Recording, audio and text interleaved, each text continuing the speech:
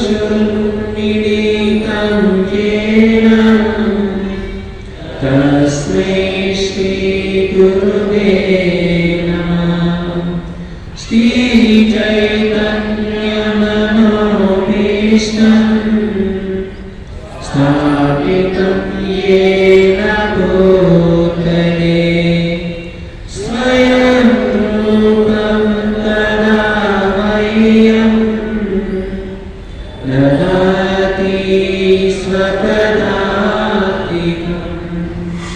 वन्देऽहं श्रीगुरो श्रीयुतपदकमलं श्रीगुरो वैष्णवांश्च श्रीरूपं साग्रजातं सकलरघुनाथं विततं सजीवं साद्वैतं सावधूतं परिजनसहितं श्रीकृष्णचैतन्यदेवं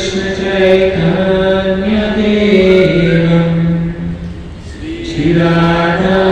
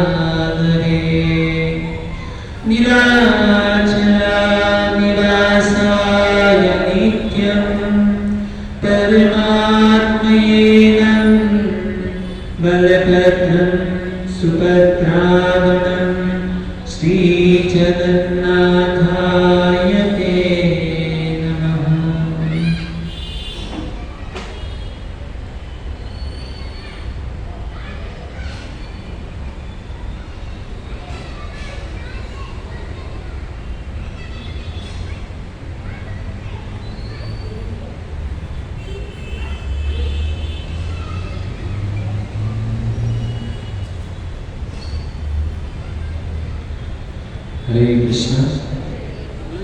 तो सर्वप्रथम यहाँ पर उपस्थित आप सभी भक्तजनों का इस अंतर्राष्ट्रीय कृष्ण महामंडल समिति की ओर से हार्दिक स्वागत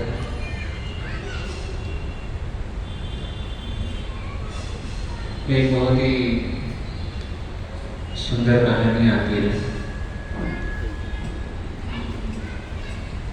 एक छोटा सा एक गांव था। उस गांव के अंदर एक छोटी सी लड़की, वो उस गांव के अंदर भागवत कथा का आयोजन हुआ। 7 दिन की जैसे भागवत कथा होती है, तो 7 दिन भागवत कथा का वहाँ पे गांव के अंदर आयोजन बहुत ही अच्छी तरीके से हुआ। तो वहाँ पर एक छोटी सी लड़की जो थी ना, वो बीच में गांव लगता, नदी लगती है। तो एक लड़की जो है ना, तो उसको बहुत ही इच्छा थी कि मैं भागवत कथा सुनने के लिए जाऊँ।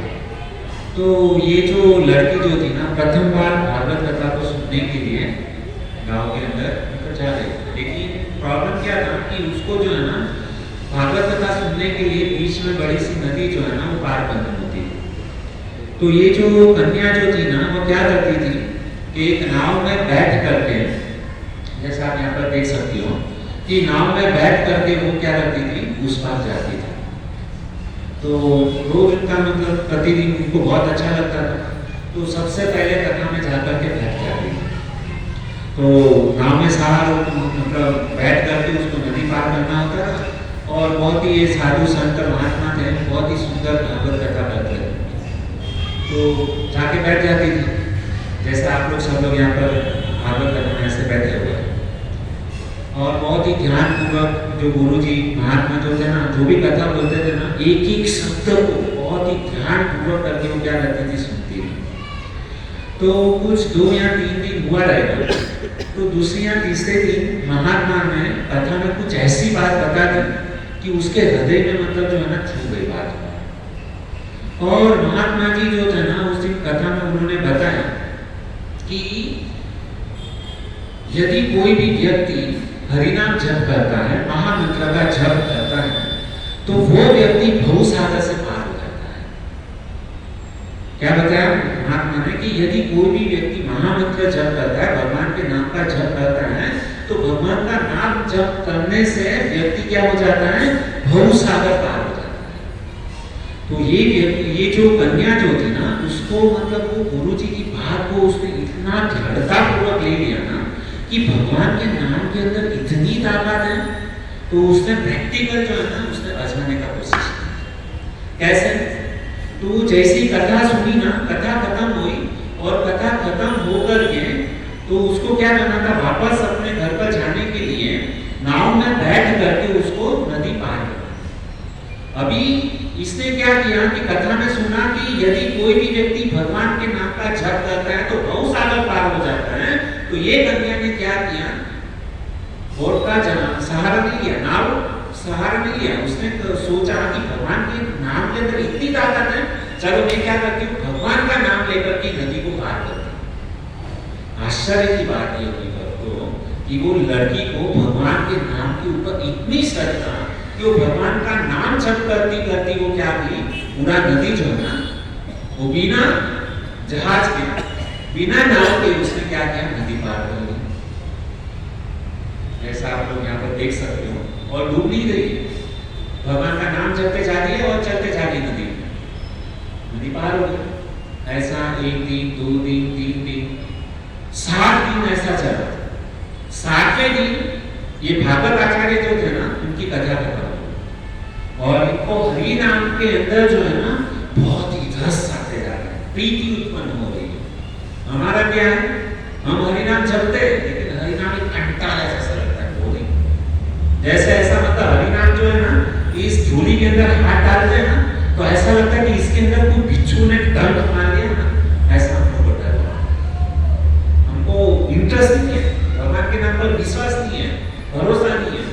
लेकिन ये लड़की बिंदास है, इतनी श्रद्धा होगी महात्मा की वाणी के ऊपर, बिना मतलब क्या है, ये नाव के वो नदी पार कर रोज प्रतिदिन, इतना विश्वास हो गया।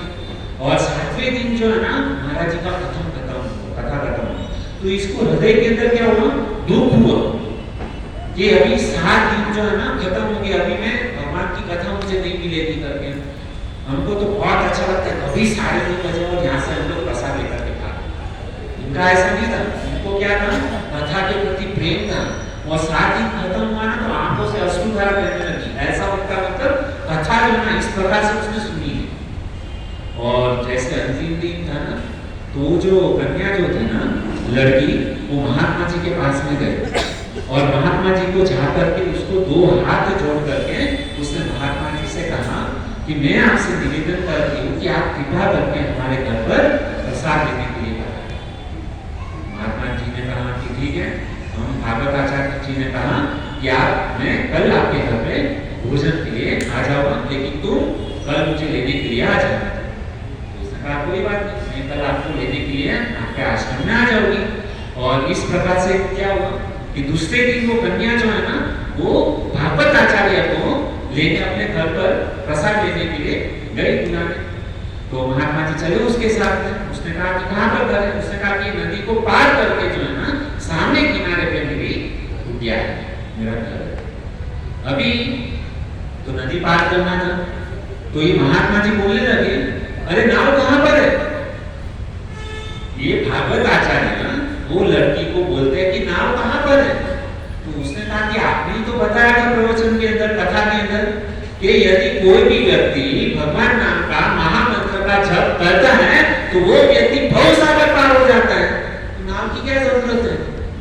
तो इसने क्या किया, ये जो लड़की जो थी ना वो भगवान का नाम जप करते करते हरे कृष्णा कृष्णा कृष्णा हरे हरे, हरे राम राम राम हरे हरे, भगवान का नाम जप करते करते उसने तो पूरा नदी पार कर लिया। अभी ये जो महात्मा जो थे ना वो बेचारे संकोच में आ गए कि मैंने ही बोला था कि भगवान का नाम जप करने से बहुत सागर पार हो सकता है, ये तो साधारण सी नदी है। तो ये भागवत आचार्य ने भी क्या किया कि वो उसने प्रयास किया कि नदी ऐसे ही मतलब बिना नाव के पार करने की। तो जैसे ही महात्मा जी 2-5 कदम आगे चले ना तो महात्मा जी डूबने लगे और बाद में महात्मा जी कहने लगे बचाओ बचाओ बचाओ बचाओ। तो बाद में क्या हुआ कि वहाँ पे नदी किनारे के पास में कुछ 2-5 व्यक्ति ने उसने कैसे भी करके महात्मा जी को बाहर निकाला और उसको नाव में बिठाया और उसको ले गया। लेकिन ये घटना होने के बाद ये जो भागवत आचार्य ने जो बात कही है ना हम सबको हमारे जीवन में उतारने लगा। वो भागवत आचार्य जी ने कहा कि मैं इतना बड़ा इतना भागवत का मतलब प्रचार कर रहा हूँ, इतने सालों से मैं भागवत का प्रचार कर रहा हूँ, लेकिन क्या हुआ कि इतने सालों से भगवान के नाम का प्रचार किया, भागवत कथा किया, लेकिन आज तक मुझे भगवान के नाम के प्रति जो है ना विश्वास नहीं रहता है। और वाकई में भगवान का नाम जो है ना, भगवान के नाम के अंदर इतनी ताकत है, आपको जो चाहिए ना वो फल आपको दे सकता है। माता जी ने कहा था कि पूरा भूसागर पार करा सकता है। ये तो एक साधारण सी नदी है, लेकिन मेरे जैसा मूर्ख पूरे सबको मतलब दुनिया में प्रचार करते रहा, लेकिन मुझे ही भगवान के नाम पे क्या है विश्वास नहीं। यदि कोई सच्चे दिल से दृढ़ता के साथ में विश्वास के साथ में यदि भगवान के नाम का जप करता है ना तो वो व्यक्ति जन्म मृत्यु के चक्कर से परे हो सकता है। और यही भगवान का नाम इतना शक्तिशाली है जो है ना वो क्या करता है सीधा भगवान के नाम में भगवान के धाम में लेकर के जा सकता है। लेकिन शर्त यह है भक्तों उनको भगवान के नाम में विश्वास होना चाहिए, दृढ़ता होनी चाहिए। तो ये बहुत ही सुंदर कहानी हमको यही सिखाती है कि हम जब भी भगवान के नाम का जप करते हैं ना तो विश्वास के साथ में दृढ़ता के साथ में हमको क्या करना चाहिए, हरि नाम का उच्चारण करना चाहिए। और हरि नाम जप करते हैं ना तो हमारे पास में जितनी भी माया है ना उसको दूर रखो, हमें कभी भगवान नहीं मिलेगा।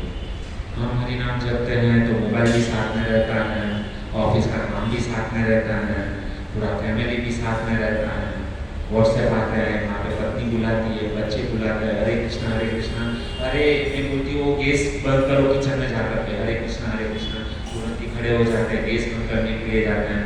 बाद में वो बोलती अरे वो गर्म पानी का गीजर चालू है, अरे उसको बंद करो हरे कृष्णा बाथरूम में जाके वो गीजर को बंद करेगी। वहाँ पे वो बच्चा बोलेगा अरे मेरा बस का टाइम हो गया, मुझे छोड़ने के लिए आप हरे कृष्णा ऐसा बोलना नहीं बोलेगा। क्योंकि हम लोगों ने क्या किया है हरि नाम को मतलब खाली मुंह में चल रहा है हरि नाम, लेकिन प्राधान्य हम हरि नाम को नहीं दे रहे। प्राधान्य किसको दे रहे?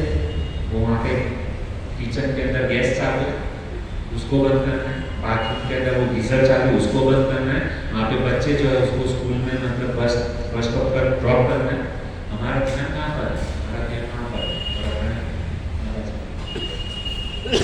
ऐसा नहीं, हमारे जो प्रभुपाद महाराज ने हमको जो नियम बना करके दिया है मिनिमम 60 का, एटलीस्ट कम से कम 16 माला जो है ना एक आसन के ऊपर बैठ करके ध्यान पूर्वक केवल 2 घंटा लगता है, 1.5 से 2 घंटा। और भगवान ने हमको 24 घंटा दिया है, केवल 2 घंटा ठीक तरीके से भगवान के नाम का जप नहीं कर सकते। हम क्या है 2 माला सुबह को करते हैं, 5 माला दोपहर को करते हैं, 5 माला रात को करते हैं। बाकी मतलब इतने सालों से प्रवचन में जा रहे हैं, कथा सुनते हैं, कुछ चमत्कार नहीं हो रहा है, कुछ परिवर्तन नहीं हो रहा है, कहाँ से हो? थोड़ा सा भगवान के ऊपर विश्वास नहीं है। 2 घंटा जप करके बाद में आप दूसरे कार्य में जाओ, ऑफिस में जाओ, देखो पूरा दिन आपका कितना अच्छा हो रहा है। एक बार आजमा के देखो, प्रैक्टिकल करके देखो, बाद में देखो भगवान आपके साथ रोज चमत्कार करेगा, कुछ ना कुछ चमत्कार प्रतिदिन होगा। जैसे लड़की के साथ हो ना, रोज भगवान के नाम का जप करते हुए क्या कर दिए, बिना नाम के नदी पार कर दिए। हम भी कर सकते हैं, लेकिन कभी जब भी भगवान के नाम पर विश्वास होगा तब होगी। ठीक है दोस्तों, तो बहुत ही सुंदर ये हरिनाम के ऊपर मैंने इसके लिए बताया ताकि हमारा जो माइंड जो है ना वो थोड़ा फ्रेश हो जाए, ताकि हम जगन्नाथ जी की जो आगे जो कथा है ना वो अच्छी तरीके से सुन सकें। तो अभी हमारा फेवरेट जो अभी फेस्टिवल है ना, ये रविवार की और उसके बाद में शुक्रवार के दिन जो है ना बहुत ही सुंदर आषाढ़ी बीज, जिस दिन अखिल ब्रह्मांड के नाथ जो जगन्नाथ जी जो है ना, ऐसे तो पूरा दिन मंदिर में रहते हैं, लेकिन उस दिन जगन्नाथ जी अपने भक्तों को दर्शन देने के लिए रास्ते पर बाहर। वैसे जगन्नाथ जी की हम कुछ कथा यहाँ पे श्रवण करने का प्रयास करेंगे। तो प्रभुपाद महाराज की कृपा से, गुरु महाराज की कृपा से, आप सब भक्तों की कृपा से मैं कुछ जगन्नाथ जी की कथा लीलाओं के बारे में श्रवण करने का प्रयास कराऊंगा। लेकिन उसके पहले आप सभी भक्तों की यदि कृपा रहेगी, आशीर्वाद रहेगा, तो हम अच्छी तरीके से क्या करेंगे, इस कथा को प्रस्तुत कर सकते हैं। तो इसके लिए आप सभी भक्तों की कृपा चाहिए, क्या चाहिए, ठीक है। तो आइए हम जगन्नाथ जी के बारे में सुनते हैं। पिछले हफ्ते में हम लोगों ने सुना कि स्नान यात्रा है ना, पिछले बुधवार को बहुत ही सुंदर दिन था कि जिस दिन भगवान का जगन्नाथ जी का क्या था, प्राकट्य दिन था, तो उसके विषय में हम लोगों ने सुना। तो आज हम सुनेंगे कि ये जो जगन्नाथ जी के भक्त लोग होते हैं ना, तो जगन्नाथ जी के भक्तों की हम कथा को हम सुनने का प्रयास करेंगे कि जगन्नाथ जी अपने भक्तों के प्रति कितना करुणा, इतनी मतलब भगवान जगन्नाथ जी अपने भक्तों के लिए क्या क्या नहीं करते, कितना देते हैं। तो ऐसी एक कथा है, आप लोगों ने सुना होगा प्रतापरुद्र महाराज, शायद आप लोगों ने नाम सुना होगा, नहीं सुना तो आज सुना। तो घटना इस प्रकार से है कि 1479 की घटना है कि जो प्रतापरुद्र महाराज जो थे ना, उसके पिताजी का नाम था पुरुषोत्तम देव। ये सब कथा जो मैं बता रहा हूँ ना, जगन्नाथपुरी उड़ीसा की मैं कथा आपको बता रहा हूँ। तो ये जो प्रतापरुद्र महाराज जो थे ना, उसके पिता थे पुरुषोत्तम देव। अभी ये जो पुरुषोत्तम देव जो थे ना, वो मतलब वहाँ के उड़ीसा के राजा थे, महाराजा थे। अभी हम देखते हैं कि रथ यात्रा जब निकलती है तो जगन्नाथ जी रथ के ऊपर आरूढ़ होते हैं और बहुत ही सुंदर मतलब रथ यात्रा होती है। तो रथ यात्रा निकलने से पहले वहाँ पर क्या होता है कि जगन्नाथ जी जिस रास्ते से निकलते हैं ना, तो वहाँ के राजा जो है ना, वो क्या करते हैं, झाड़ू लगाते हैं। और ऐसे तो मतलब उड़ीसा के राजा हैं, लेकिन जगन्नाथपुरी में जगन्नाथ जी के सामने ये जो राजा जो है ना, वो दास का काम करते हैं, एक नौकर का काम करते हैं। कितना भी बड़ा राजा क्यों ना हो, लेकिन क्या होता है कि जगन्नाथ जी जब भी रथ के ऊपर आरूढ़ होते हैं, उसके पहले वहाँ पे जो रास्ता सफाई करने की सेवा जो है ना, राजा खुद झाड़ू लेकर के वो रास्ता क्या करता है, वो साफ सफाई करता है। तो एक दिन की बात है कि रथ यात्रा वगैरह सब खत्म हुई। उसके बाद में यह पुरुषोत्तम देव जो है ना, वह कहाँ पर गए, कांचीपुर में गए थे। तो वहाँ पे कांचीपुर के राजा जो है ना, उन्होंने बहुत ही अच्छी तरीके से यह उड़ीसा के जो राजा जो थे ना, उनका आदर सम्मान किया। एक राजा जैसे दूसरे राजा को मिलता है, तो उनका क्या करता है, सम्मान करता है। और वह जो कांचीपुर के राजा जो थे ना, तो कांचीपुर के राजा ने क्या किया कि ये जो उड़ीसा से जो राजा आए थे, तो उनको रहने के लिए एक बड़ा सा मतलब क्या किया, एक गार्डन जो था ना, उस गार्डन के अंदर इसको बोला कि आप यहाँ पर रहो। तो ये कांचीपुर के राजा ने उस गार्डन के अंदर ये उड़ीसा के राजा पुरुषोत्तम देव को रहने के लिए उनको जगा दिया। अभी हुआ क्या कि ये जो पुरुषोत्तम देव जो था ना, तो वहाँ पे बहुत ही सुंदर बगीचा था और वहाँ पर क्या कर रहे थे, टहल रहे थे। तो टहलते टहलते क्या हुआ कि उसकी नज़र जो है ना, वहाँ पर एक बहुत ही सुंदर कन्या थी और उस गार्डन के अंदर वो कन्या जो थी ना, तो उसको ये पुरुषोत्तम देव की नज़र उस कन्या के ऊपर गई, बहुत ही सुंदर लड़की थी।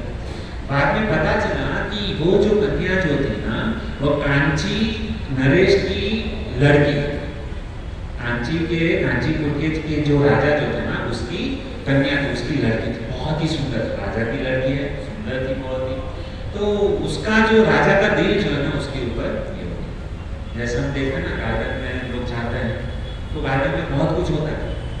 तो रामायण का बहुत ही सुंदर एक प्रसंग है कि प्रथम बार भगवान श्री रामचंद्र, तो भगवान श्री रामचंद्र जब जनकपुर गए थे, तो वहाँ पर बहुत ही सुंदर मतलब जनकपुर में आयोजन हुआ था सीता स्वयंवर में।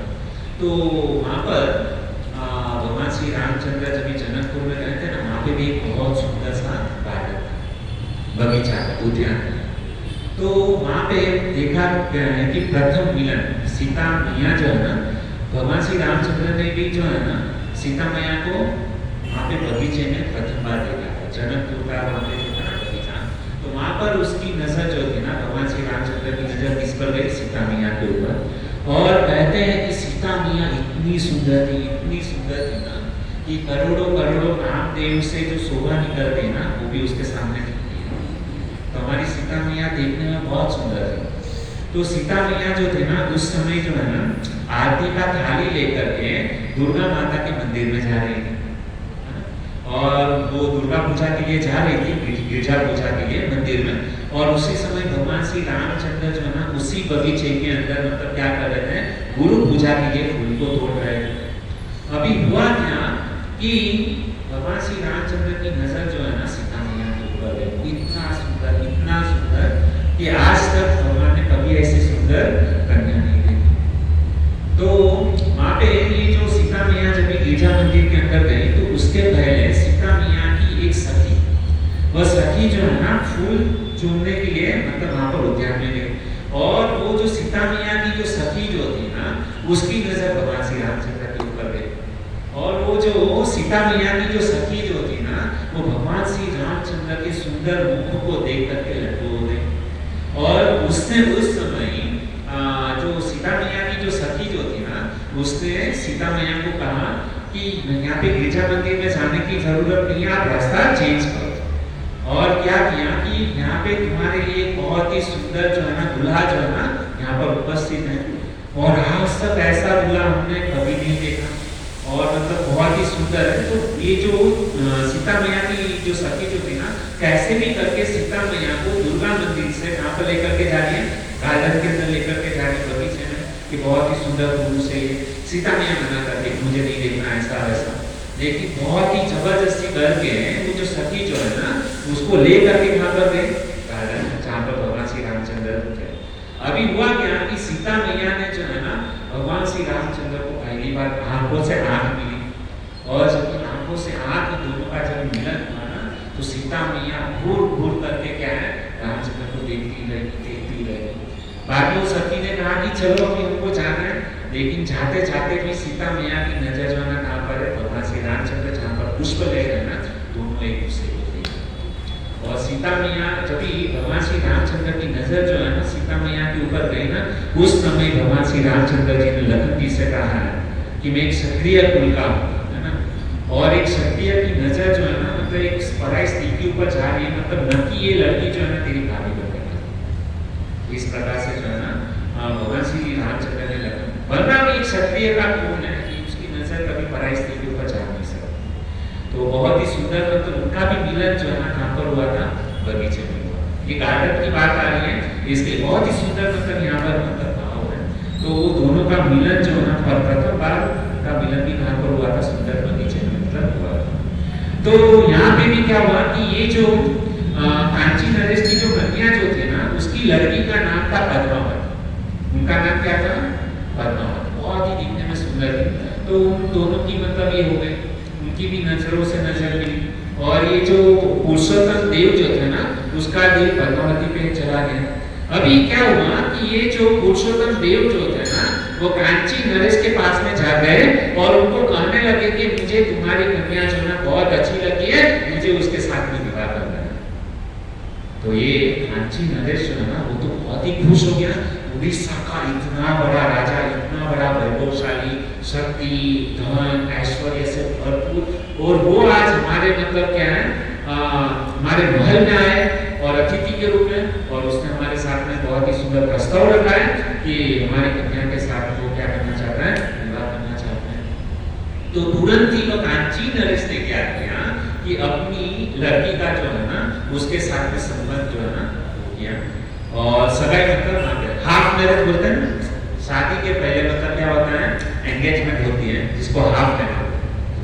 तो आजकल तो मतलब क्या एंगेजमेंट सेरेमनी होती है, तो गिफ्टी वगैरह सब सोने की मतलब है ना, लेकिन उस समय ऐसा नहीं था। उस समय सगाई कैसे होती थी, नारियल दिया जाता था, है ना, नारियल दिया जाता था, कुमकुम, बाद में तिलक लगाया जाता था। तो इस प्रकार से मतलब दोनों का मतलब ये होता था। तो इस प्रकार से पद्मावती और पुरुषोत्तम देव का मतलब क्या हो गया, सगाई नंबर तय हो गया, और ये अभी तो संबंधी बन गए। अभी ये जो उड़ीसा के जो राजा जो थे पुरुषोत्तम देव, उसने ये काशी नरेश, ये कांची नरेश जो थे ना, तो उसके तो उसको कहा कि तुम हमारे वहाँ पर बहुत ही बड़ा जगन्नाथ रथ यात्रा का फेस्टिवल होता है, तो उसमें आपस में बहुत सारी बातें हुई, और उसको न्योता देकर के आए कि जब भी रथ यात्रा होगी हम आपको संदेशा भेजेंगे, आप अपने संबंधियों के साथ में हमारे वहाँ पर जगन्नाथ रथ यात्रा में। और बहुत ही जगन्नाथ जी की जो है ना, वहाँ पे उड़ीसा के बारे में उसने बताया कि बहुत बड़ा मंदिर है, बाद में वहाँ पर मतलब आनंद बाजार, ये वो बहुत मतलब ये उसके बाद में सब कुछ बताया। तो ये जो कांची के जो राजा जो थे ना, वो बहुत खुश हो गए, उसने कहा कि ठीक है हम आ जाते हैं। तो ऐसा करते करते वो पुरुषोत्तम देव वापस उड़ीसा में आ गए। और अभी हुआ क्या कि रथ यात्रा का फेस्टिवल नजदीक आया, है ना। तो रथ यात्रा का फेस्टिवल नजदीक आया, तो इन्होंने क्या किया कि पुरुषोत्तम देव ने ये कांची नरेश को एक पत्र लिखा कि अभी कुछ ही दिनों के बाद में यहाँ पर क्या होने वाला है, रथ यात्रा होने वाला है, तो आप यहाँ पर न्योता भेजा कि आपको हमारे वहाँ पर आना है।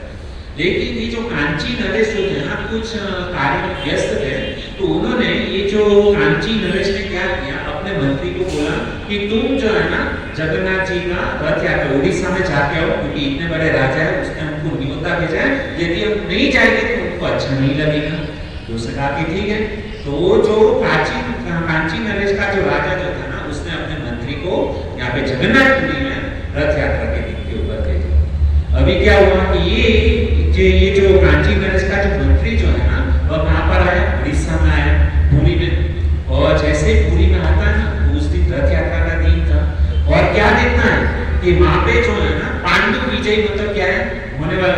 पांडु विजय यानी उसको बोलते हैं कि जगन्नाथ जी को जब भी रथ के ऊपर बिठाते हैं ना, तो उसको पांडु विजय करके ये फेस्टिवल बोला जाता है। तो ये उत्सव होता है। तो उसके पहले, पांडु विजय के पहले क्या होता है कि वहाँ का जो राजा जो होता है ना, वह क्या करता है, झाड़ू लगाता है। लेकिन इसके बारे में राजा के मंत्री को कुछ भी नहीं पता था, है ना। और इसने क्या किया, इसने देखा कि राजा के मंत्री ने देखा कि ये उड़ीसा का इतना बड़ा राजा जो है ना, वह क्या कर रहा है, झाड़ू मार रहा है, एक भंगी का काम कर रहा है, भिखारी है। उसको तो मन के अंदर इतना दुख हुआ कि हमारे साथ में जो है ना बहुत बड़ा धोखा हुआ है, हमारे साथ में क्या हुआ, चीटिंग हुआ है। और ये इतना बड़ा राजा मतलब क्या है, ये झाड़ू मारने का काम कौन करता है, ये जो म्युनिसिपैलिटी वाले लोग होते हैं ना, वो साफ सफाई का काम करते हैं। और ये तो ये राजा नहीं, ये तो क्या है, भिखमंगा है। और हमारे राजा से बहुत बड़ी गलती हो गई है, और राजा ने क्या किया है, अपनी लड़की को किसके साथ में मतलब नक्की किया है शादी, एक भिखमंगे के साथ। उस समय तो कुछ बोला नहीं मंत्री, लेकिन मन ही मन मतलब बेचारा, और उस समय तो टेलीफोन भी नहीं था, मोबाइल भी नहीं था, ना ईमेल था, ना कंप्यूटर था, कि राजा को उसके मन के अंदर मतलब ये उत्कंठा होती थी कि जल्दी से जल्दी ये इंफॉर्मेशन जो है ना, ये समाचार जो है ना, मुझे राजा तक पहुंचाना चाहिए। तो ऐसे भी करके जो है ना, वो मंत्री तो वहां से भागा और तुरंत ही कांची में गया और कांची नरेश को जाकर के सारी घटना बताई कि हमसे बहुत बड़ी गलतफहमी हो गई है। ये जो राजा जो है ना, वो धोखेबाज निकला है, वो राजा नहीं है, वो तो क्या है, भिखमंगा है, वो झाड़ू सफाई कर रहा है, मतलब रास्ते को तो झाड़ू मार रहा है ना, हमसे बहुत बड़ी गलती हो गई है करके। तो उसी समय ये जो कांची नरेश जो है ना, उसने वहां पर निर्णय क्या लिया कि ये जो रिश्ता जो है ना, वो कैंसर है, शादी हाफ में रह जाए, शादी कैंसर। राजा ने निर्णय ले लिया और उसने कहा कि मैं मेरी कन्या का विवाह कभी भी एक भिखमंगे के साथ में नहीं करवा सकता। और तुरंत ही वहां पर उसने क्या किया, राजा को बताया भी नहीं, और उसके पहले ही यहाँ पे कांची नरेश ने क्या किया, एक स्वयंवर रखा और उसने नक्की किया कि मैं यहाँ पे स्वयंवर रखूंगा और जो भी बड़े बड़े राजा आएंगे, मेरी कन्या जिसको मतलब चाहेगी उसके साथ में मैं क्या करूंगा, मेरी कन्या का उसके साथ में विवाह कराऊंगा। और बाद में कुछ दिनों के बाद में जो है ना, ये जगन्नाथपुरी के राजा पुरुषोत्तम देव को पता चला कि इस प्रकार से मतलब क्या हुआ कि राजा ने जो है ना, हमको इंफॉर्मेशन भी नहीं दिया और ये हमारा जो संबंध जो है ना, वो तोड़ दिया है।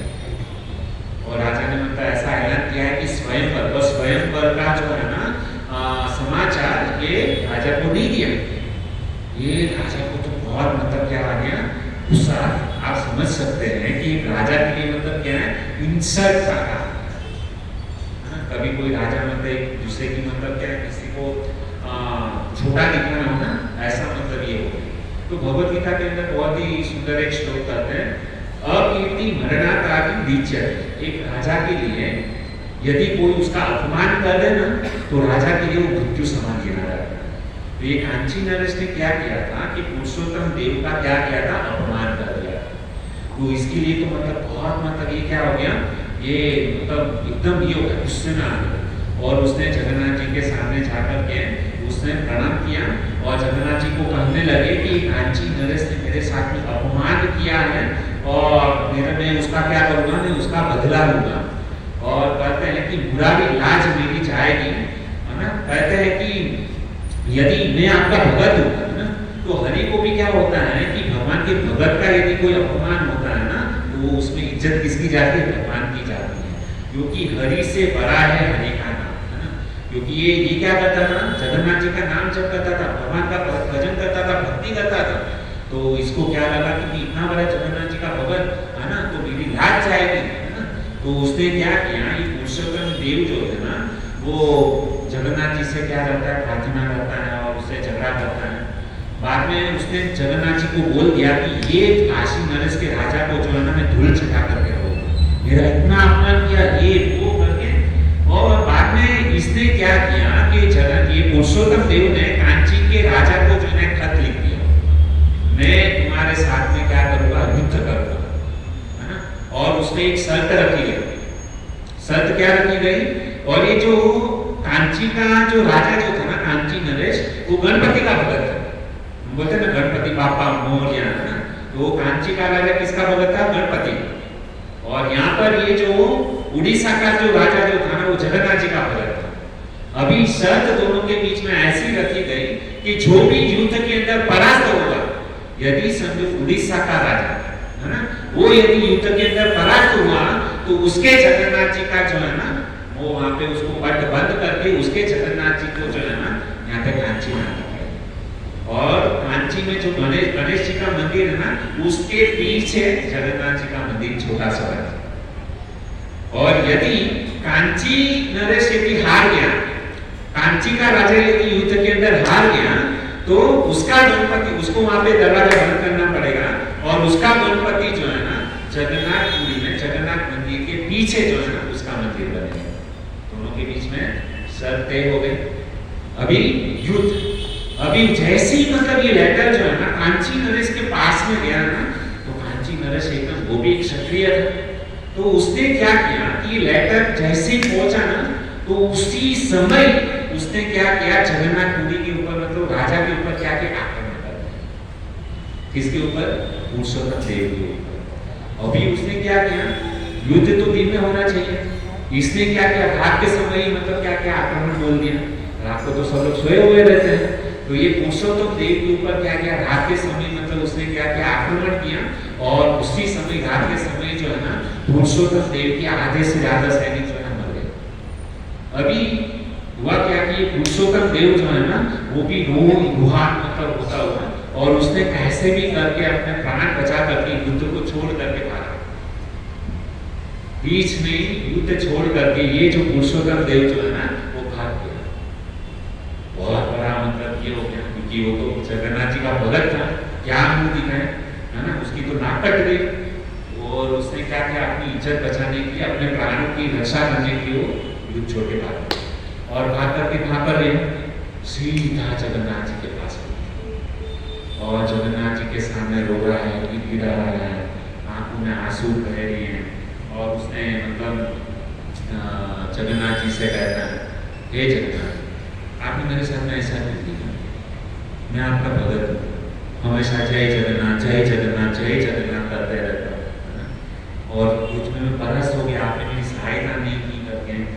और बोलने लगा कि मतलब वो वहाँ पे युद्ध में वो चावल दाल चावल खाने वाला हार गया, और वो बर्फी मिठाई खाने वाला कांची का राजा वो जीत गया, है ना। क्या भी जो रहेगी आपके प्रसाद की, है ना। जगन्नाथपुरी में जब हम जाते हैं ना, तो वहाँ पे चावल और राइस मिलता है, तो हम तो केवल चावल और राइस खा करके मतलब ये वहाँ पे युद्ध करने के लिए गए थे, कुछ मदद नहीं किया। वो बर्फी मिठाई खाने वाले युद्ध जीत गए, कांची के राजा, ऐसा ऐसा बहुत मतलब ये। और उसने कहा कि अभी मुझे आपके ऊपर भरोसा ही नहीं है, आपका भजन नहीं करूँगा, भक्ति नहीं करूँ। हमको भी कभी कभी गुस्सा आता है ना, हम कितना नाम जप करते हैं, है ना, हमारे साथ में ऐसा होना, हमें ही कंगाल बना दिया, हमें ही भिखारी बना दिया। हम क्या करते हैं ना अपने भगवान के साथ में, तो हम इतने सालों से भजन करते हैं, अभी भी मतलब 10 बाई 10 की झोपड़ी में रहते हैं। हमारे पड़ोसी में वो जो है कितने करोड़पति बन गए, पालकेश्वर में उसने बड़ा सा बंगला बना लिया, और अभी तक हम देशा भी यहाँ पे छोटी सी कुटिया में रह, कुछ करते नहीं करना है। तो इस प्रकार से इसने भी क्या किया, ये जो पुरुषोत्तम देव जो है ना, इतना बड़ा राजा जगन्नाथ जी के सामने रो रहा है, गिड़गिड़ा रहा है। और उसने कहा कि देखो अभी आपका भजन कौन करेगा करके, नहीं करना है ऐसा वैसा। तो बहुत मतलब इसके साथ में मतलब ये रो रहा था। तो उसी समय क्या हुआ, जगन्नाथ जी के विग्रह से आवाज आई कि तुम, क्योंकि भगवान को भी अपनी इज्जत प्यारी है ना, यदि भगवान यदि अपने भक्तों की रक्षा नहीं करेंगे तो उनका भजन कौन करेगा। दुनिया में लोग सोचेंगे कि ये राजा, इतना बड़ा राजा जगन्नाथ जी का भगत, भगवान ने इसकी रक्षा नहीं की, हम क्यों करें भगवान का भजन, कौन जाएगा जगन्नाथपुरी दर्शन करने के लिए। तो भगवान को भी अपनी इज्जत प्यारी थी, भगवान को भी अपना नाम प्यारा था। तो जगन्नाथ जी ने उससे कहा, टेंशन मत ले, तुम जाओ वापस युद्ध करने के लिए, और मैं जो है ना तुम्हारे पीछे पीछे आओ, जाओ, मैं तुम्हें वादा करता हूँ कि मैं तुम्हारी रक्षा करूँगा, और मैं युद्ध में जो है ना तुम जीत जाओगे, ऐसा आश्वासन दिया। लेकिन फिर भी भरोसा नहीं था इसको, क्योंकि इज्जत का फालूदा हो गया था, इतना बड़ा राजा हार गया। लेकिन फिर भी जगन्नाथ जी ने कहा, तो बेचारा एकदम मतलब मुंह लटकाए ठीक है मैं प्रयास करता हूँ। दूसरे दिन अपने सैनिकों को लिया, अभी तो कुछ बहुत कम सैनिक बचे थे, उसके साथ वापस वो घोड़े के ऊपर बैठ करके ये कांची नरेश के ऊपर अल्लाह बोलने के लिए निकला। लेकिन जैसे रास्ते से निकलता है ना, वो बेचारा घोड़े से पीछे देखता है कि जगन्नाथ जी मतलब आ रहे ना हमारे पीछे, आ रहे ना, तो पीछे कोई दिखाई नहीं दे रहा। लेकिन अभी क्या है, युद्ध मतलब छेड़ गया, निकल गया, क्या करें। तो आश्चर्य की बात यह बतो कि जैसे ये जगन्नाथ की पुरुषोत्तम देव जब युद्ध करने के लिए कांची मतलब बीच में रास्ते से जा रहा था, तो वहां पर एक वृद्ध लेडी थी, एक वृद्ध स्त्री, वो क्या कर रही थी, बीच में जो है ना, जैसे गर्मी का सीजन था उस समय, तो गर्मी के सीजन में बहुत धूप लगती है, तो वो जो वृद्ध कन्या थी ना, उसका नाम था मानिक। क्या नाम था? मानिक। और वो क्या कर रही थी, दही और छाछ जो है ना वहां पर बेच रही थी। और यहाँ पर क्या हुआ कि ये जगन्नाथ और बलदेव कृष्ण हमारे काले हैं और दाऊ जी जो है गोरे हैं। तो ये जो कृष्ण जो है ना वो काले घोड़े के ऊपर सवार हुए हैं और ये हमारे दाऊ जी जो है ना बल्लू भैया वो सफेद कलर के घोड़े के ऊपर क्या हुए सवार हुए, घोड़े सवार के ऊपर। और वो जब ये राजा तो मतलब पीछे देखा था लेकिन उसको पता नहीं था कि कृष्ण और बलराम जो है ना, जगन्नाथ और बलराम जी हमारे कई गुना आगे जो है ना वहाँ पर जा रहे हैं। तो घोड़े के ऊपर सवार थे और बीच में क्या है, जगन्नाथ जी और बलराम जी को बहुत जोर से प्यास लगी थी। अभी बीच में ये माने को आई और माने को क्या लगी थी, मतलब दोपहर का समय 12 बजे थे और मटका एकदम था और ठंडा ठंडा छाछ और दही मतलब क्या कर रही थी, बेच रही थी। तो ये जगन्नाथ जी ने कहा कि उनको प्यास लगे थोड़ा सा छाछ हमको पिला दो। तो अभी हुआ क्या कि ये जो जगन्नाथ जी जो थे ना वो तो मतलब क्या है सैनिक बन के मतलब वो जा रहे थे आगे।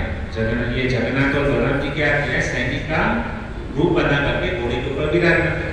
अभी मानिक को लगा कि ये कोई सैनिक है, उसको बेचारे को प्यास लगी है, तो उन्होंने कहा कि ये लोग। तो जगन्नाथ जी ने क्या किया कि मानिक का जो सारा मिट्टी जो था ना वो कट करके क्या किया, पूरा मटका जो है ना छाछ का पी लिया।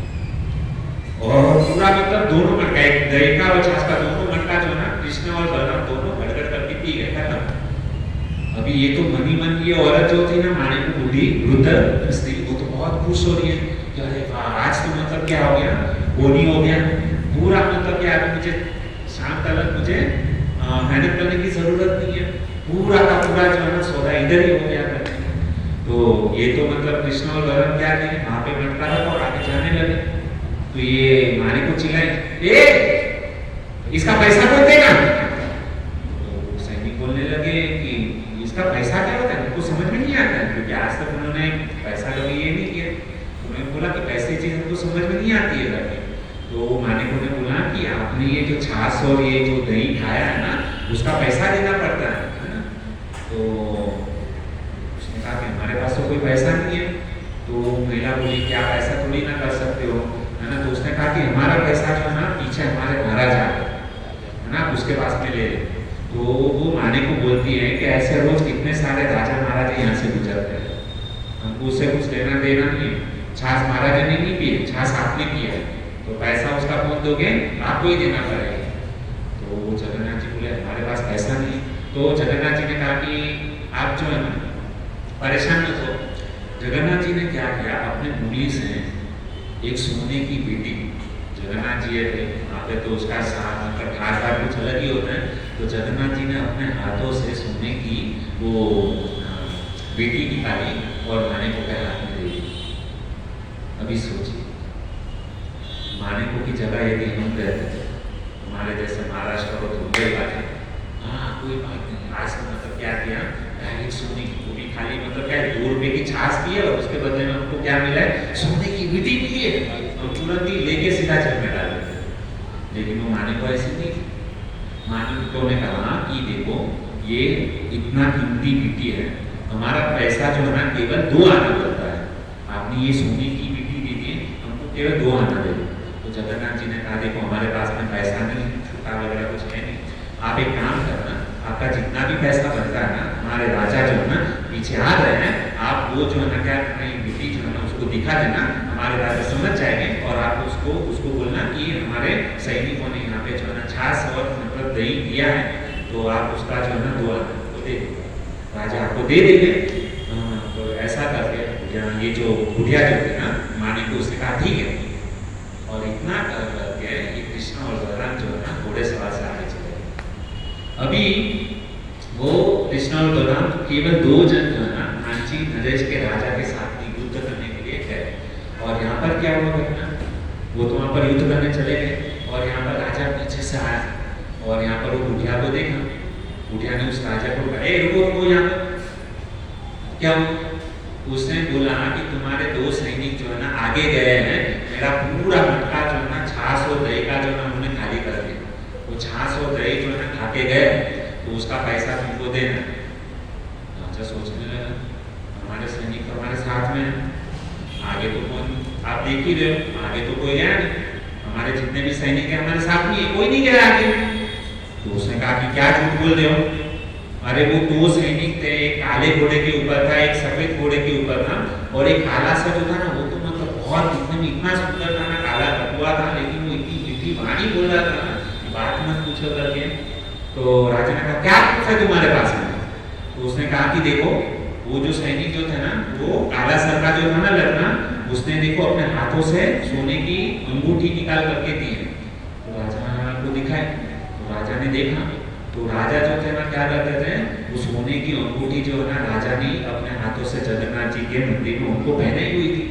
तो राजा उस अंगूठी को देख करके पहचान गया। वो तो राजा बहुत खुश हो गया, बहुत खुश हो गया, क्योंकि वो राजा पीछे देखा था कि जगन्नाथ पीछे आ रहे थे। पीछे तो दिखाई नहीं दिया, लेकिन राजा को अभी नक्की हो गया कि ये जगन्नाथ जो है ना हमसे आगे युद्ध करने के लिए, मतलब बाद में तो उसका हौसला बढ़ गया और राजा ने उसको मतलब मारे को मतलब वो आना दिया और वहाँ से गए। और राजा ने कहा कि तुमने जिस सैनिक को छाछ पिलाई ना, वो कोई साधारण इंसान नहीं है, साक्षात जगन्नाथ जी है। और जब इस बात को जब बूढ़ी औरत उसका भाव था ना, कपट नहीं था, और वो बूढ़ी औरत ने जब देखा कि अरे मेरे सामने अखिल ब्रह्मांड के नाथ जगन्नाथ जी साक्षात मेरे हाथों से उन्होंने क्या किया, छाछ और मधु। देखिए भगवान जो है ना, हम लोग देखते हैं कृष्ण को जो है ना, हमारे कृष्ण को वृंदावन है ना, वृंदावन में है, तो वृंदावन में कृष्ण जो है ना छाछ और दही के पीछे लगे हुए।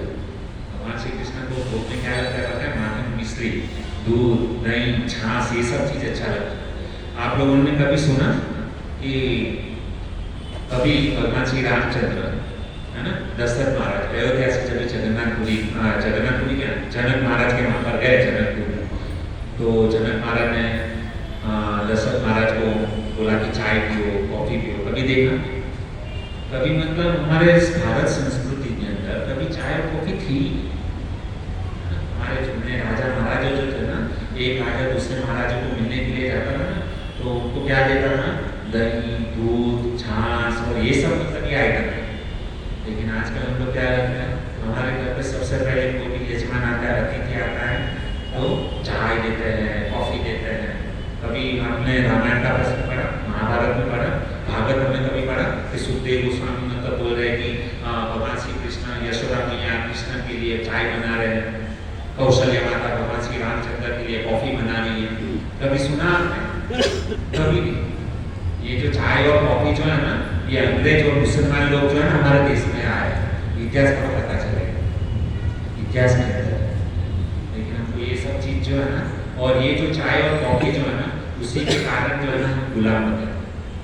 हमारा जो भारत जो था ना, बोलते थे जहाँ डाल डाल सोने की चिड़िया करती है बसेरा, और भारत देश में हम कहते हैं ना, वो आज भारत देश में ना बढ़ते बढ़ते बढ़ते बढ़ते है ना इतना सब रह गया। पहले पूरा जितना भी जो था ना सब भारत है, लेकिन ये जो मुसलमान अंग्रेज लोग उसने पूरा मतलब बैठ गया। तो मतलब कहने का तात्पर्य है, ये नशा जो है ना एक ऐसी चीज है ना, वो आदमी को जो है ना गुलाम बना देती है। और पहले मतलब जो जब भारत गुलाम कैसे बना कि हमारे भारत देश में ईस्ट इंडिया कंपनी की स्थापना हुई। ये जो इंग्लैंड से अंग्रेज लोग आए ना, तो उसने देखा कि हमारे भारत भूमि, ये जो चाय की जो पत्ती के लिए भारत का ये जो मतलब जमीन जो है ना बहुत ही मतलब अच्छा है। तो उन्होंने क्या किया, वहाँ से लाते थे इंग्लैंड से चाय, बराबर यहाँ पर प्रोडक्शन लाते थे, और सबको क्या किया, पहले गाँव में जाकर मतलब क्या किया, सबको पहले फ्री में देना चालू किया। और हम लोग को तो फ्री किया है, जहाँ पे भी सेल लगता है फ्री वाला आइटम जब भी हम लोग सुनते हैं ना, हम पागल हो जाते हैं, सब कुछ भूल जाते हैं। फ्री वाला आइटम है वो बहुत अच्छा है, ये कमजोरी है पहले से हमारे देश के अंदर। फ्री देखा नहीं, भागेंगे हम मॉल में जाते, एक के ऊपर एक फ्री, एक के ऊपर 2 फ्री, एक के ऊपर 5 फ्री। लेकिन हमको पता नहीं है वो एक के ऊपर 5 फ्री है ना, एक ही आइटम का जो है ना वो 5 नहीं 10 रुपया ज्यादा लेता है, लेकिन हमको अच्छा लगता है फ्री फ्री फ्री। तो ये अंग्रेजों ने वही मतलब आजमाया कि ऐसे तो मतलब उनको हम ये नहीं कर सकते।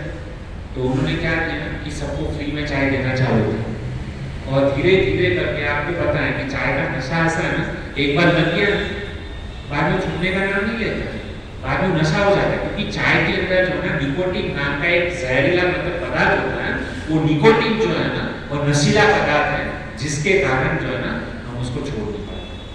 हम देखते हैं ज्यादा करके जिसको चाय की आदत है ना, कॉफी की आदत है, आप लोग देखना कि जो लोग ज्यादा चाय कॉफी पीते हैं ना, तो उसको क्या होता है प्रॉब्लम पता है?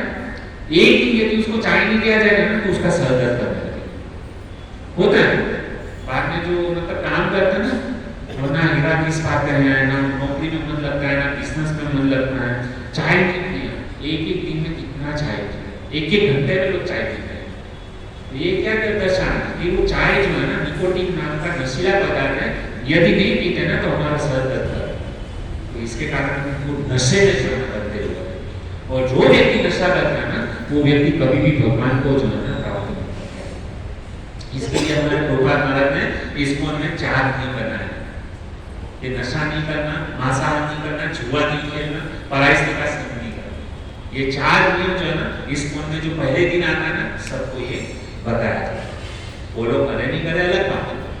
तो ये जो नशीला पदार्थ जो है ना, यदि हमको कुछ जीवन के अंदर, देखो आपके बच्चे को भी यदि आप मतलब आप चाहते हैं कि हमारा बच्चा पढ़ाई में आगे बढ़े, है ना, उसकी बुद्धि अच्छी हो, तो हमारे माता पिता का जो है ना कर्तव्य है कि हम जो है ना हमारे बच्चे को चाय कॉफी ये सब नशे से हम दूर रखें। और वही नशा जो है ना हमारे बच्चे की दिमाग बुद्धि को बिगाड़ देगा।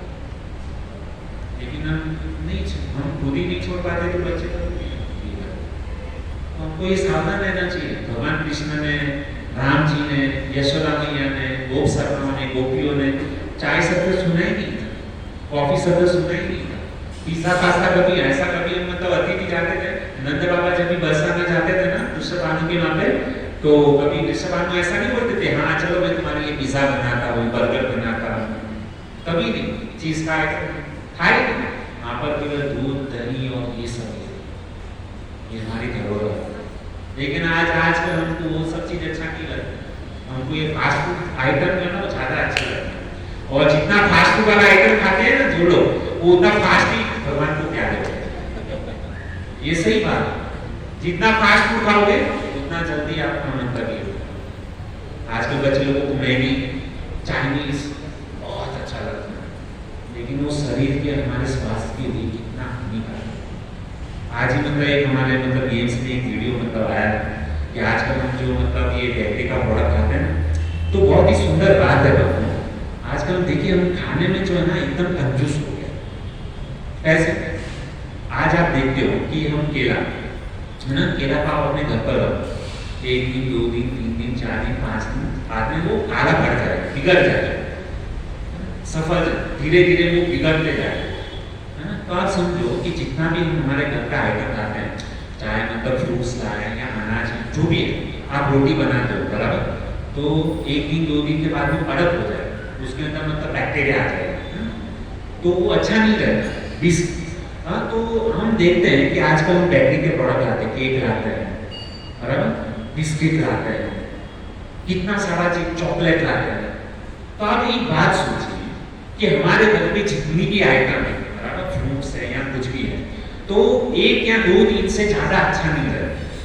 तो ये तो मतलब आप बिस्किट जो खाते हो, बाद में चॉकलेट खाते हो, कैडबरी खाते हो, तो इतना महीनों महीनों भर तक कुछ नहीं होता है। क्या कारण है? आपने कभी सोचा है इसके ऊपर? इतने टाइम तक आप जो सॉस बना मतलब जो सॉस जो रहता है ना, हम लोग जो सॉस खाते हैं, इतने टाइम तक कुछ नहीं होता है। क्यों? उसकी इसके अंदर जो है ना कलर मतलब ये कलर डालते हैं, केमिकल डालते हैं, और वो जब केमिकल वाला जब हम खाते हैं ना, तो हमारा जो 100 साल का आयुष्य जो है ना 50 साल रहता है। लेकिन वो चीज़ हमको अच्छा लगता है, हम जो मसाला भी डालते हैं ना, आप जो मतलब सोचना कि आप जो भी मतलब चीज़ लेते हैं ना, फॉर एग्जाम्पल आपने लिया बादाम वाला बिस्किट बराबर, तो बादाम के अंदर मतलब आपने 100 ग्राम का बादाम का बिस्किट है, तो उसके अंदर कितनी बादाम होगी? 2%। आप उसके पीछे खाली देखना, है ना, वो बादाम लिखा है लेकिन बादाम रहता ही नहीं, एक टुकड़ा खाली रहता है। और वहां पे लिखते हैं हम लोग इतना बादाम वाला बिस्कुट, 10 रुपए में क्या बादाम वाला बिस्कुट है, कितना उल्लू बना रहे हैं, और उसके ऊपर कुछ कार्रवाई नहीं हुई। लोग मर रहे हैं दिन प्रतिदिन मतलब मर रहे हैं, लेकिन हम अभी तक सावधान नहीं हो रहे। फास्ट फूड खाने में, बाहर का मैदा वाला खाने में, और बिगड़ता भी नहीं है। और हमारे घर पे जो चीज रखी है वो बिगड़ जाती है। घर पे बनी हुई कुछ भी चीज जो है ना थोड़े समय के बाद में बिगड़ जाती है। लेकिन बाहर हम जो दुकान से लाते हैं एकदम कितना उसका एडवर्टाइज भी देखो ना कितना अच्छा है, एकदम प्लास्टिक से एकदम रैपिंग करके इतना सुंदर लगता है, कोई भी उसके प्रति आकृष्ट हो जाए। ये सब हमारे हेल्थ के लिए बहुत हानिकारक है। तो अभी हम लोगों को सावधान होने की जरूरत है। घर पे हमारी माता बहन पत्नी जो बनाती है ना बाजरी का रोटा गेहूं की आटा सब्जी उसे खाना चाहिए, फ्रूट खाना चाहिए। आज हम लोग कोको कोला पेप्सी, ये कोको कोला पेप्सी क्या है कॉलेज साफ करने का ये लेकिन हमको अच्छा लगता है। पाव भाजी के साथ में जब तक कोको कोला ना पिए हजम नहीं होता। अरे आप सोचिए कि वो मतलब इतना मतलब इसके अंदर आप मतलब जब आप मतलब पूरा टॉयलेट क्लीन हो जाता है उससे, तो सोचिए कि आपके पेट के अंदर जाएगा ना आपका पूरा पेट क्लीन फाड़ देंगे अंदर क्या अच्छा लगता है हमको। ये हमारी मुसीबत है। तो ये इसके ऊपर बहुत कुछ है, छोड़ो ये चीज। लेकिन मेरा कहने का तात्पर्य है और छाछ और दही की बात है ना, तो भगवान श्री कृष्ण कभी चाय कॉफी ये सब नहीं करते, दही मक्खन और उसको प्यारा लगता है। तो हम लोग जितना दही मक्खन खाएंगे ना उतना हम हेल्दी बनेंगे। लेकिन आजकल प्रॉब्लम हमारा ये कि घी भी शुद्ध नहीं मिलता। घी के आगे लिखना पड़ता है शुद्ध देसी गाय का घी, लेकिन सुधर गया। तो कहने का तात्पर्य है कि वो बुढ़िया जो है ना उसको जैसे पता चला कि हमारे जगन्नाथ जी जो है ना कृष्ण हमको क्या है हमको दर्शन देकर के आंखों से जय जगन्नाथ जय जगन्नाथ जय जगन्नाथ। और बाद में वो राजा जो है ना उसको भरोसा हो गया कि हमारे साथ में कृष्ण और बलराम है। बाद में तो जो लटकाया और मायूस को लेकर के चल रहा था ना, अभी क्या हुआ जैसे ही उसको पता चला कि जगन्नाथ जी और बलराम जी आगे गए हैं, उसने अपने घोड़े की गति जो है तेज गति बढ़ाई। घोड़े भी अपना फटाफट एकदम भागने लगे। सैनिकों के अंदर एक नया जोश आ गया कि अभी हम क्या करेंगे कांची नरेश के साथ में युद्ध करेंगे, क्योंकि हमारे साथ में क्या है कौन है भगवान हमारे साथ में जगन्नाथ जी हमारे साथ में। अभी हुआ क्या कि जैसे ये जगन्नाथ जी पुरुषोत्तम देव जब कांची पहुंचा ना तो देखता क्या है वहां पे जितने भी मतलब जो है ना युद्ध खत्म हो गया है, वहां पे कांची नरेश की जितनी भी सेना है ना वो सारे सैनिक मारे गए हैं। और ये जो केवल कांची का राजा जो है ना वो केवल जिंदा बचा था, वो भी दो ही हुआ था।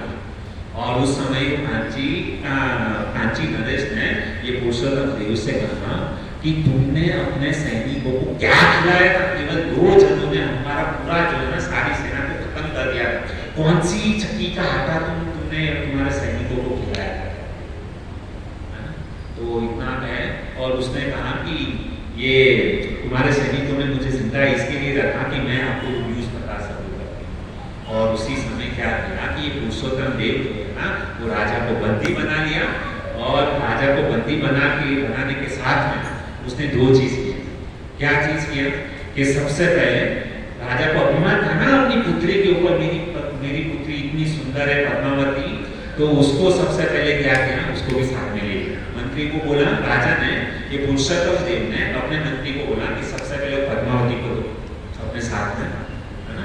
उसने मुझे भंगी कहा था, अभी ये राजा की लड़की का जो है ना विवाह किसके साथ में कराओगे? भंगी के साथ में। जो सबसे बड़ा भंगी होगा ना उसके साथ में इसका क्या करा होगा? विवाह करा होगा। पहला चीज। दूसरा चीज उसने क्या किया कि शर्त क्या रखी थी कि यदि कोई भी व्यक्ति हारेगा युद्ध के अंदर, तो अभी कांची का राजा हारा ना, तो कांची का भगवान गणपति बापा मोरिया जो है ना उसको सबसे पहले क्या करो यहाँ से बंद करो, गणपति को उठाओ और अपने जगन्नाथपुरी ले जाओ, है ना। तो 2 चीज उसने किया, पद्मावती को ले लिया और मंत्री को आदेश दिया इस समय मौका दे करके हमारे राज्य के अंदर जो सबसे बड़ा भंगी होगा ना इसके साथ में पद्मावती का विवाह करो। मुझे भंगी बोला था ना इसने, अभी मैं इसको बराबर से मजा। तो दोनों को ये दे दिया। और हुआ क्या कि गणपति को भी साथ में बोलते गणपति बापा हो गया, गणपति आगे रहना चाहिए। लेकिन जगन्नाथपुरी में क्या हुआ कि पुरुषोत्तम देव ने जगन्नाथ मंदिर के पीछे गणपति का क्या किया छोटा सा मंदिर बनाया और वहां पे जो है ना जगन्नाथपुरी में मंदिर के पीछे गणपति की स्थापना की गई और उसको कहा जाता है कांची गणेश। आप यदि जाओगे जगन्नाथपुरी में सीढ़ीवार से जब आप 22 सीढ़ी चढ़ करके जाओगे ना तो जगन्नाथ जी का दर्शन करके आप जब लेफ्ट साइड से आप पीछे की साइड में जाओगे ना तो वहां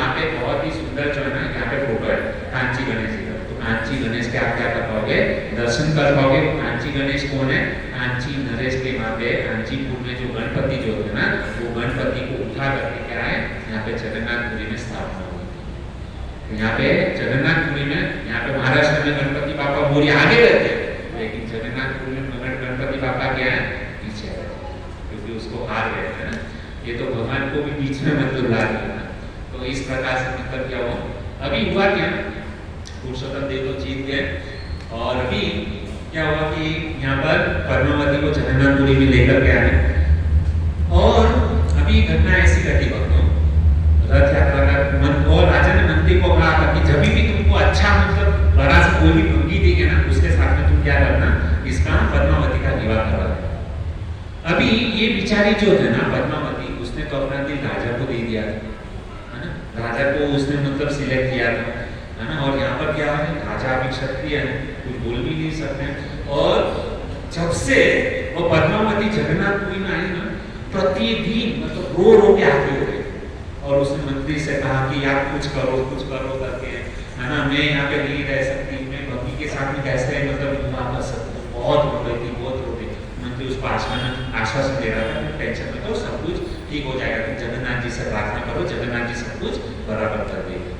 तो ऐसा देखते देखते मतलब काफी सारा दिन बीत गया।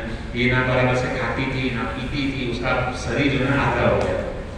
अभी हुआ क्या कि जगन्नाथ रथ यात्रा का दिन आया और ये पांडी विजय उत्सव जो है ना, वो बस अभी जगन्नाथ जी जो है ना रथ यात्रा के ऊपर आरूढ़ होने वाले। तो अभी हुआ क्या कि रथ यात्रा का दिन था, मंत्री ने पद्मावती को कहा कि तुम चलो तैयार हो जाओ, आज तुम्हारा जो है ना सबसे बड़े भक्ति के साथ में तुम्हारा विवाह आज हम तय। वो तो बेचारी और जोर जोर से रोने लगी, उसको टेंशन हो गया कि आज मैं गई काम से, मैं एक राजा की लड़की और मेरा विवाह एक भंगी के साथ होने वाला है। वो के आगे जोर जोर से रोने लगी। उसने कहा कि तुम जल्दी से जल्दी नया साड़ी पहनो, 16 श्रृंगार करो, अपना मुंह धो लो और चलो मेरे साथ, मैं जैसा बोलता हूँ ना ऐसा करना करती। वो तो मंत्री के चरणों में गिर गए, मुझे बचा लो मुझे बचा लो।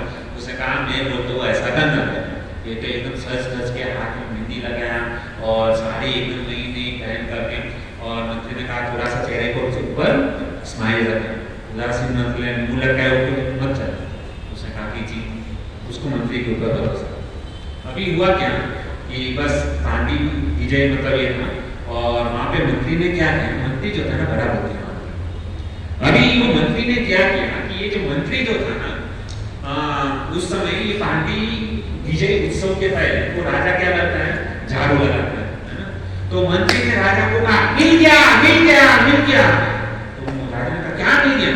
अरे ये पद्मावती की ये सबसे बड़ा भंगी मिल गया, सबसे बड़ा भंगी मिल गया। उसने तुरंत ही मंत्री ने पद्मावती को कहा, राजा ने कहा कौन है मंत्री? तो राजा ने कहा आप ही सबसे बड़े मतलब क्या भंगी हो करके। तो तुरंत ही उस मंत्री ने पद्मावती को कहा कि तुम्हारा जल्दी से जल्दी राजा का माइंड चेंज हो, उसके पहले तुम्हारे हाथ में जो वरमाला जो है ना वो राजा के गले में डाल। तो इस प्रकार से उसने क्या किया, पद्मावती ने क्या किया, अपना जो वरमाला जो था किसके गले में डाल दिया, राजा। क्योंकि आज के दिन जगन्नाथपुरी में सबसे बड़ा भंगी यदि कोई तो राजा क्या काम करता है, भगवान जगन्नाथ जी का रथ यात्रा निकलने से पहले क्या करता है, झाड़ू लगाता है। तो इसके लिए ये जो पद्मावती का विवाह जो है ना किसके साथ में हुआ, पुरुषोत्तम देव के साथ में। अभी भक्तों सोचिए कि पुरुषोत्तम देव है ना, अंदर से उसकी भी इच्छा थी, क्योंकि राजा ने भी अपना देव किसको दे दिया था, पद्मावती को। तो मंत्री की इस कार्य को देख करके राजा जो है ना मन ही मन जो है बहुत ही खुश है। मंत्री को सामने मतलब इशारा करते हुए कहा कि आपने बहुत अच्छा काम किया, मेरी भी इच्छा थी कि इसके साथ में मतलब क्या करूँ, विवाह करूँ। और वो भी कौन से दिन हुआ, जगन्नाथ रथ यात्रा के आषाढ़ी बीज पे। तो बहुत ही अच्छा शुभ माना जाता है। बाद में क्या हुआ भक्तों कि ये जो पद्मावती और ये जो पुरुषोत्तम देव जो था ना, दोनों साथ में रहने लगे, अच्छी तरीके से जगन्नाथ जी के सेवा करने लगे, भजन करने लगे, कीर्तन करने लगे। उससे ये दोनों राजा और रानी उससे कुछ सालों के बाद में बहुत ही परम भक्त जिसका नाम है प्रतापरुद्र महाराज, उनका जन्म जो है ना इनसे हुआ। पद्मावती और पुरुषोत्तम देव से जो बच्चे का जन्म हुआ उनका नाम है प्रतापरुद्र। जो इस मुल्क के अंदर आते हैं उसको पता है कि प्रतापरुद्र महाराज जो है ना बहुत ही बड़े भक्त हैं। और वो प्रतापरुद्र महाराज ऐसे भक्त हुए कि आगे चल करके जो चैतन्य महाप्रभु है ना, चैतन्य महाप्रभु ने जो है ना प्रतापरुद्र महाराज को क्या किया था, दर्शन दिया। इतनी बड़ी कृपा जो है ना प्रतापरुद्र महाराज की ऊपर। और वो प्रतापरुद्र महाराज भी क्या है कि सोने का झाड़ू लेकर के वो क्या करते थे, जगन्नाथ जी के रथ के सामने झाड़ू लगाते थे। ये बहुत बड़ी सेवा है। और ये जो साफ सफाई की जो सेवा है ना, उसको बोलते हैं गुंडीचा मार्जन। क्या बोलते हैं? गुंडीचा मार्जन। तो ये जो है ना हमारे राधा गिरधारी मंदिर में, यही जगन्नाथपुरी के अंदर जो साफ सफाई की जो सेवा है ना, ये बहुत बड़ी। हालांकि साधारण दृष्टि से हम देखते हैं कि यदि कोई हमारे घर पे मतलब झाड़ू पोछा लगाने वाली आती है तो हम उसको काम वाली बाई बोलते हैं ना, उसको एक निम्न कक्षा का माना जाता है। लेकिन जगन्नाथ जी के लिए यदि कोई भी झाड़ू लगाता है, साधारण दृष्टि से हमको लग सकता है कि एक सामान्य है, लेकिन जगन्नाथ जी के लिए यदि कोई कचरा उठाता है, कंकड़ उठाता है, साफ करता है, जिस रास्ते से जगन्नाथ जी निकल वाले ना, ऐसा कहते हैं कि जो व्यक्ति उस दिन झाड़ू लगाता है, कचरा साफ सफाई करता है ना, तो उसके हृदय के अंदर जितने भी करोड़ों जन्मों के जो पाप जो संचित हुए ना, वो पाप जो है ना जगन्नाथ जी की साफ सफाई, रास्ता को साफ सफाई करने से सारे पाप जलकर भस्म हो जाते हैं। तो हमारे राधा गिरधारी मंदिर में हर साल जो है गुंडीचा मार्जन होता है। तो हमारा सौभाग्य है कि इस रविवार के दिन जो है ना विराट मंदिर में ये गुंडीचा मंदिर, गुंडीचा मार्जन यानी जगन्नाथ जी जिस रास्ते से निकलेंगे ना, वो रास्ता साफ सफाई करने की सेवा हम सबको हमको दी जाती है। तो आप लोग से निवेदन करते हैं कि प्रत्येक भक्त जो है ना ये गुंडीचा मार्जन में मतलब क्या लीजिए, भाग लीजिए। ऐसा मौका कभी नहीं मिलेगा हमको। वो मौका मिल रहा है कि जिस रास्ते से जगन्नाथ जी साक्षात भगवान जो निकलने वाला है उसको आप सोचिए। केवल यदि हमको पता चले कि यहाँ पे देशर में काली माता मंदिर में हमारे देश के प्राइम मिनिस्टर नरेंद्र मोदी साहब आने वाले हैं, तो कितना मतलब साफ सुथरा करेंगे, रास्ते में तर छिड़केंगे, फूल बरसाएंगे, ये करेंगे वो करेंगे। तो एक सोचिए साधारण सा एक प्राइम मिनिस्टर जब यहाँ पे आने वाले हैं तो हमारे हृदय के अंदर कितना उत्साह होता है, कितना सेवा करने की आतुरता होती है। ये तो अखिल ब्रह्मांड के नायक जगन्नाथ जो पूरे जगत के नाथ है, वो हमको दर्शन देने के लिए आने वाले हैं। तो हमको कितना उत्साह के साथ में जगन्नाथ जी के रास्ता साफ करने के लिए उत्कंठा दिखाना चाहिए। आप टेंशन मत लो, वहाँ पे आपको सब जो है ना झाड़ू भी दिया जाएगा, गमेला भी दिया जाएगा, सब कुछ जो है ना आपको दिया जाए। आपको केवल क्या करना है, जगन्नाथ जी के लिए झाड़ू।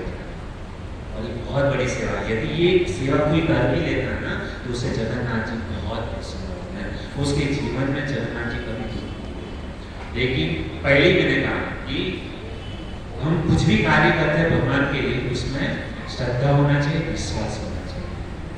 विश्वास के साथ हमको क्या है, तन मन से मतलब क्या करना चाहिए, सेवा करना चाहिए। उस दिन ऐसा नहीं सोचना चाहिए हम धोती कुर्ता पहन के जाएंगे, अरे बारिश का पानी हमारे ऊपर मतलब छिड़क रहे हैं तो गंदा हो जाएगा, धोती खराब हो जाएगा, कीचड़ वाला हो जाएगा। नहीं, हम किसके लिए रास्ता साफ करें, जगन्नाथ जी।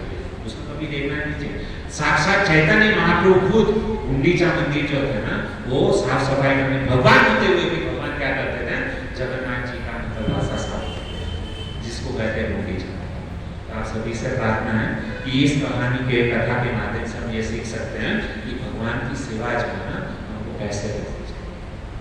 यदि आपने सच्चे दिल से यदि भगवान की सेवा की, सच्चे दिल से भगवान से प्रार्थना की है, तो अवश्य हमारी सारी इच्छा को जो है ना जगन्नाथ जी जो है ना वो पूर्ण करेंगे। ठीक है दोस्तों, हरे कृष्ण। बहुत बहुत धन्यवाद आप सभी भक्तों का कि इतना उत्साहपूर्वक, इतना मतलब बारिश का माहौल होते हुए भी आप इतनी भारी संख्या में यहाँ पर कथा सुनने के लिए आए।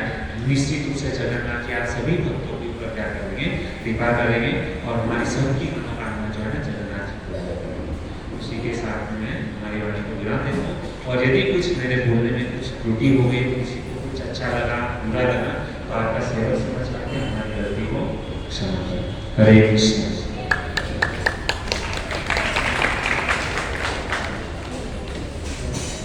हरे राम राम राम हरे हरे कृष्णा कृष्णा कृष्णा हरे हरे, हरे राम राम राम। कोई भी कुर्सी के ऊपर यहाँ की जगह से खड़े मत हो, क्योंकि बहुत महत्वपूर्ण अनाउंसमेंट है। कृपा करके ध्यान से सुनिए, है ना। अभी 9 तारीख को जो है ना यहाँ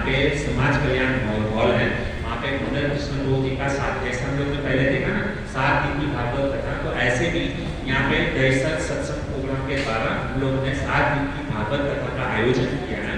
तो हम चाहते हैं कि एक हाथ से हम सेवा नहीं कर सकते, वहाँ पे करीबन 700-800 हज़ार लोग आएंगे, तो आप सबसे हमसे कुछ मतलब बहुत सारी सेवा, तो हम चाहते हैं कि आप जो है ना अपना सेवा के लिए यथा योग्य आप जो भी सेवा करना चाहते हो तो आपका नाम जो है ना ये डोगी को लिखवा सकते हो, वो भी सेवा करने के लिए इच्छुक है। क्योंकि बहुत सारी है, प्रसाद बनाना, सीटिंग अरेंजमेंट, कथा में है ना वहाँ पे बहुत बड़ा आयोजन किया है, तो आप लोगों की सहकार की हमको जरूरत है। तो आप सब यदि साथ में मिलकर यदि हम कार्य करेंगे तो ये भागवत कथा का आयोजन हम अच्छी तरीके से कर सकते हैं। तो कुछ अनाउंसमेंट उसके रिलेटेड है, तो आप ध्यानपूर्वक सुनो। हरे कृष्णा। तो बहुत सुंदर प्रकार से प्रभु जी ने बताया शुरुआत में कि हरिनाम के ऊपर हमें पूर्ण श्रद्धा और विश्वास होना चाहिए, है ना। तो उस लड़की ने कथा सुनी उस महाराज जी के द्वारा, तो उसकी श्रद्धा इतनी हो गई कि वो पानी के ऊपर चल के जाने लगी, इतनी श्रद्धा होगी हरिनाम पे। तो वैसे ही श्रद्धा हमको भी होगी कब, लेकिन जब हम हरिनाम जपेंगे श्रद्धा से तब। तो जो कोई भक्त हरिनाम नहीं जप रहे, माला नहीं कर रहे, तो हमारा निवेदन है कि वो एक माला से शुरुआत करें, 1-2 माला से अवश्य भगवान आपकी आपको प्रगति करेंगे, वो आपकी मनुष्य जीवन का उद्धार करेंगे और आपको भगवान के धाम में जाने के लायक बना पाएंगे। और प्रभु जी ने बहुत सुंदर फिर आगे जगन्नाथ जी के बारे में बताया, किस प्रकार जगन्नाथ जी अपने भक्तों की रक्षा करते हैं और उनकी सेवा स्वीकार करते हैं। तो बहुत सुंदर कथा के माध्यम से बताया। और प्रभु जी ने बताया कि जगन्नाथ पुरी में जिस प्रकार से रथ यात्रा होती है उसी प्रकार से बिहार में भव्य रथ यात्रा का आयोजन है। तो आप सभी भक्त वहाँ पर आइए। और संडे को, रविवार को गुंडीचा मार्जन है, तो हम सब भक्त वहाँ पर सुबह गुंडीचा मार्जन मतलब झाड़ू लगाएंगे, जहाँ से जगन्नाथ जी का रथ निकलेगा वहाँ पर हम सब भक्त मिलकर झाड़ू निकालेंगे, सफाई करेंगे। तो आप सब भक्त आइए और प्रभु जी का एक बार हृदय से हरे कृष्ण महामंत्र बोलकर अभिवादन करते हैं। हरे कृष्णा कृष्णा कृष्णा हरे हरे, हरे राम राम राम हरे हरे। और इस रथ यात्रा, जगन्नाथ रथ यात्रा के पहले भी बहुत सारी सेवाएं होती है मंदिर में, जैसे कि 40-50 हज़ार भक्तों की प्रसाद की व्यवस्था होती है। तो उसकी सब्जी कटिंग करने की होती है, 2 दिन पहले से सेवा चालू हो जाती है। तो जो कोई भक्त इस सेवा का लाभ लेना चाहता है वो कृपया मंदिर में जाए, धर्मेश प्रभु का संपर्क करें। और आने वाले बुधवार को सत्संग प्रोग्राम यहाँ पर नहीं होगा, क्योंकि परम पूज्य कुंवर कृष्ण प्रभु की कथा जो देसर में हमने आयोजित की है, उनकी ही कथा जगन्नाथ जी के बारे में, जगन्नाथ जी की लीला के बारे में मीरा मंदिर से चालू होने वाली है 21 तारीख से, 21 जून से 25 जून तक। तो 25 जून को बुधवार आ रहा है, आने वाला बुधवार 25 जून को आ रहा है। तो 25 जून को यहाँ पर प्रोग्राम नहीं होगा, क्योंकि हम सब क्या है मंदिर में जाके जगन्नाथ जी की कथा सुनेंगे, कथा जैसे आज प्रभु जी ने यहाँ पर बताया ना, तो वैसे ही हम वहाँ पर भी 21 तारीख से 25 तारीख तक वहाँ पर कथा सुनेंगे। और कथा के बाद सबके लिए महाप्रसाद का आयोजन होगा, जैसे कि यहाँ पर होता है वैसे वहाँ पर भी होगा। तो सब हम सब भक्त क्या करेंगे, वहाँ पर जाके कथा श्रवण करेंगे। बुधवार के दिन यहाँ पर प्रोग्राम नहीं होगा, और उसके आने वाले, उसके बाद वाले बुधवार को 2 तारीख को यहाँ पर प्रोग्राम होगा। 2 तारीख को बुधवार आ रहा है, उसका प्रोग्राम होगा। और उसके बाद 9 तारीख से 15 तारीख तक जयसर में यहाँ पर परम पूज्य कुंवर कृष्ण प्रभु जी के द्वारा कथा का आयोजन है। जरी मनी गार्डन के बाजू में समाज कल्याण हॉल है, उसमें 7 बजे से लेकर 9:30 बजे तक कथा होगी और 9:30 से 10, 10:30 तक महाप्रसाद होगा। तो आप सब भक्तों की बहुत जरूरत है उस कथा में भी। आप सब भक्त जल्दी से जल्दी आ जाएगा, क्योंकि वहाँ पर चप्पल इकट्ठा करना, सबका चप्पल साइड में रखना संभाल के, और फिर वहाँ पर सबको बिठाना, प्रसाद बनाना, क्योंकि हम सबको ही प्रसाद बनाना है, हम सबको मिलकर। तो जो भी भक्त इस सेवा में भाग लेना चाहते हैं वो धर्मेश प्रभु को अपना नाम लिखवा दीजिए, क्योंकि सबसे बड़ी सेवा है प्रसाद बनाना। बाकी सब सेवा तो हो जाएगी, लेकिन सबसे बड़ी सेवा क्या है, सब्जी कटिंग करना, सब्जी लाना मार्केट से, वो सबसे बड़ी ये सब सेवा है। प्रसाद बनाना, सभी भक्तों को परोसना, है ना, ये बहुत बड़ी सब सेवा है। तो आप सब भक्तों की जरूरत है, तो आप सब भक्त आइए और हमें अभी से ही नाम लिखवा दीजिए, कौन भक्त क्या सेवा करना चाहेगा, कौन भक्त क्या सेवा लेना चाहते हैं। बहुत सारी सेवा है, लेकिन आप आएंगे सामने से तो हम आपको ये सेवा दे सकेंगे। तो ठीक है, तो बहुत बहुत धन्यवाद आप सभी भक्तों का। आप इसी प्रकार आते रहिए। और इस प्रोग्राम में कोई प्रथम बार आया है? पहली बार तो अपना हाथ ऊपर करें। पहली बार एक माता जी आए, तो आइए एक माता जी के लिए और इनके पूरे परिवार के लिए भगवान से प्रार्थना करते हैं कि इसी प्रकार आते रहे और अपने मनुष्य जीवन का उद्धार करें। तो आइए इनके लिए एक बार हरे कृष्ण महामंत्र बोलकर उनका अभिवादन करते हैं। कृष्णा कृष्णा हरे हरे, हरे राम राम राम हरे हरे। और एक अनाउंसमेंट इस प्रकार से है कि हमारे प्रोग्राम में जो वंदना माता जी और उनका पूरा परिवार आता था, तो उनके पिताजी का देहांत हो गया है। तो आज उनका कुछ 12वां था लास्ट डे। तो आइए उनकी सदगति के लिए भगवान से प्रार्थना करते हुए एक बार हरे कृष्ण महामंत्र का उच्चारण करते हैं। हरे कृष्णा कृष्णा कृष्णा हरे हरे, हरे राम राम राम हरे हरे। सबसे बड़ी सेवा यह है कि हम लोग यहाँ पर इतने लोग आते हैं, तो भागवत कथा है। तो भागवत कथा में ऐसा माना जाता है कि जो भी कोई व्यक्ति भागवत कथा सुनता है साथ मिलकर, तो उसके पितरों का उद्धार हो जाता है। तो आप सभी से प्रार्थना है कि आप जो है ना, आप तो आइए, लेकिन आपके साथ में आजू बाजू पड़ोसी, आपके परिवार को, सबको जो है ना, सबको लेकर के आना है। क्योंकि यहाँ पे आप लोग 100-125 लोग आते हो, तो एक जन कम से कम 10-10 जन को लेके आएगा, तो वहाँ पे 700-800 जन हो जाएंगे करके, है ना। और हम लोग ने इतना मतलब क्या आयोजन किया है अच्छी तरीके से। ऐसा नहीं होना चाहिए कि कथा में खाली मतलब 100 जन बैठे पूरा हॉल का। तो आप सबसे बड़ी सेवा है, जितने भी लोग हैं सबको आप क्या कीजिए, कथा में लेकर के आइए और अपना जीवन धन्यवाद। ठीक है, हरे कृष्ण। हरे कृष्णा। और भागवत कथा में पोथी यात्रा भी रखी है, जिस